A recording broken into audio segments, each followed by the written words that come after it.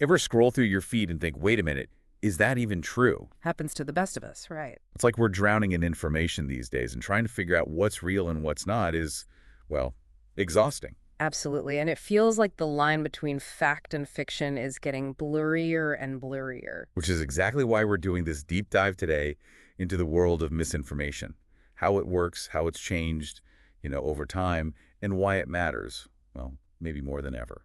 And we've got some pretty amazing insights from a group that's been tracking this since, get this, the 70s and 80s. Yeah, even before the internet as we know it even existed, a division of the Lady of Old group has been looking at how misinformation was used back then and how it compares to what we're seeing today. Really fascinating stuff. By the end of this, you'll have a much better idea of how to spot misinformation and why it spread so easily. We'll also be looking at some of the psychological, traps that make us all vulnerable to it. Okay, so let's start with the basics. What exactly is misinformation? I mean, is it as straightforward as just like fake news, or is there something more to it? Well, there's actually a lot more nuance to it than you might think. Misinformation, at its core, is simply information that's false, inaccurate, or misleading. But the catch is, it's not always intentional. Someone might share a story thinking it's true, but it turns out to be based on bad data or just, completely made up. Think of it like an honest mistake, but an honest mistake that can have pretty serious consequences. I can see how that could happen pretty easily. But what about when someone's deliberately trying to mislead people?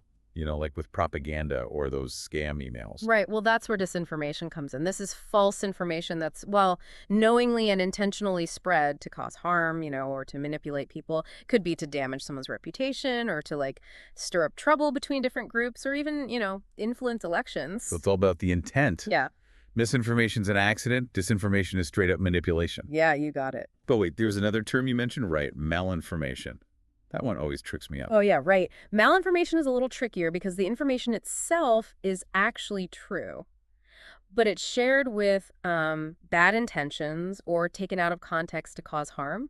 For example, imagine someone digs up an old, embarrassing photo of you from, way back and then shares it online to humiliate you. The photo is real, but the intent behind sharing it is harmful. It's like weaponizing the truth. Exactly. And it can be really effective because it plays on our trust in factual information. Wow. Okay, that's sneaky. So how has the spread of misinformation changed over time, especially with the rise of the internet and social media?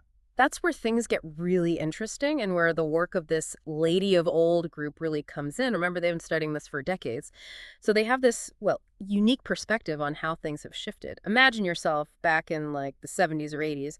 News traveled much slower. You had your evening news broadcast, the morning paper, maybe a weekly magazine. My grandparents still get their news from the newspaper. It's like stepping back in time when I visit them. There's a certain, romanticism to it, right? But there are limitations, too. Yeah. Now we're in a 247 news cycle, constantly fueled by social media. And there's this pressure to be the first to break the story. And sometimes accuracy takes a backseat to speed. And that creates a perfect environment for misinformation to spread, like wildfire. And social media algorithms, they often prioritize engagement over accuracy, right? They show you what they think you want to see, and that can lead to these echo chambers where misinformation, it just festers and grows. It's like those rabbit holes I fall into sometimes online. Like, I start with an article about, gardening, and 2 hours later I'm watching some crazy conspiracy theory video. It's scary how easily it happens. Yeah. And, the Lady of Old group, they found something really interesting in their research. They discovered that even back in the 70s and 80s, there were groups using tactics to spread, misinformation. One of their main focuses was looking into these disinformation campaigns targeting voters. Really? So this isn't just a modern problem? No, not at all. They found that these campaigns were already spreading, false information about candidates, about voting procedures, even, election dates. The goal was to suppress voter turnout and to manipulate, election outcomes. That's pretty disturbing, but not entirely surprising, I guess. It's like they were laying the groundwork for what we're seeing today. Exactly. And while the methods have definitely evolved with technology, the underlying motives and goals, they're still very much the same. What's even more interesting is they uncovered a specific tactic used back then that involved spreading rumors through, get this, community newsletters. Community newsletters, that seems so low-tech compared to, the sophisticated bot networks and deepfakes we see today. It does seem quaint now, but think about it. Back then, those newsletters were a trusted source of information for people in those communities, right? People relied on them for local news and updates. So, by planting seeds of doubt or spreading outright lies through these, seemingly harmless channels, they were able to really exploit that trust and influence people's perceptions. So even back then, they understood the power of targeting specific communities with, tailored messages. Exactly. And it highlights a really crucial point. Misinformation is often most effective when it comes from sources we already trust. That's why it's so important to be, critical of all information, even if it comes from friends, family, or community leaders. It's like that saying, don't believe everything you read on the internet. Right. Maybe it should be, don't believe everything you read, hear, or see anywhere without checking it out. I like that. Healthy skepticism is crucial. But now let's talk about why we sometimes fall for these tactics. It's easy to just assume that people who believe misinformation are gullible or uninformed, but it's actually much more complex than that. I know some really smart people who have fallen for these fake news stories. So what's going on there? Well, sharing misinformation is often driven by, emotions, not logic. We might share a story because it makes us angry or afraid or even just excited, even if deep down we have doubts about whether it's actually true. Oh, I can totally relate to that. I've definitely shared things in the heat of the moment without really thinking them through. We all have. It's a natural human response. But that's where understanding some basic psychology can be, really helpful. For example, have you ever heard of confirmation bias? I think so. It's like when you only pay attention to information that confirms your existing beliefs. Exactly. Confirmation bias is this really powerful cognitive bias that makes us more likely to accept information that, aligns with our worldview and to reject information that challenges it, right? So if someone already distrusts the government, they might be more susceptible to conspiracy theories that, reinforce that distrust, even if those theories are, completely unfounded. So it's not just about being gullible. It's about our brains being wired to, seek out information that confirms what we already believe. Exactly. And that's why misinformation can be so difficult to combat. It plays on our existing biases and, those emotional vulnerabilities. Okay, so this is all starting to make a lot more sense. Mm.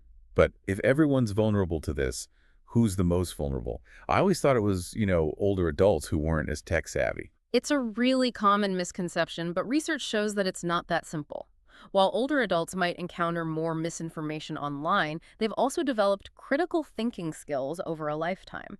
They tend to be more cautious about what they believe. Interesting. So if it's not necessarily about age, then what makes someone more likely to fall for misinformation? Well, it really comes down to a few key factors. One is anxiety. If you're feeling anxious or overwhelmed, you're just more likely to make these snap judgments and not think critically about the information you're taking in. That makes sense. Like when you're stressed out and you make a decision that you totally regret later because you weren't thinking clearly. Exactly. And that's where media literacy skills are so important. If you haven't developed those critical thinking skills to really evaluate sources, to spot the red flags, you're just much more susceptible to falling for, misinformation. So it's not just about what we see online, it's about how we're equipped to actually process it. Exactly. Think of it like this. Imagine you're walking through this crowded marketplace and everybody's trying to sell you something. Some vendors are honest, right? But others are, they're peddling snake oil. And you need to know how to tell the difference. That's where media literacy comes in. It gives you the tools to evaluate the source, the message, and the intent behind the information. I like that analogy. So what can we actually do to become more media literate? To protect ourselves from misinformation. It all feels kind of overwhelming. It can be daunting, but the first step is, awareness. We need to understand how misinformation works, the different forms that it takes, and the emotional and psychological factors that make us vulnerable to it. Right. Knowledge is power. It is. So once we're aware of the problem, what are some practical steps we can take? Being a more discerning consumer of information is key. Don't just accept everything you see at face value, especially online. Question your sources. Consider their motives.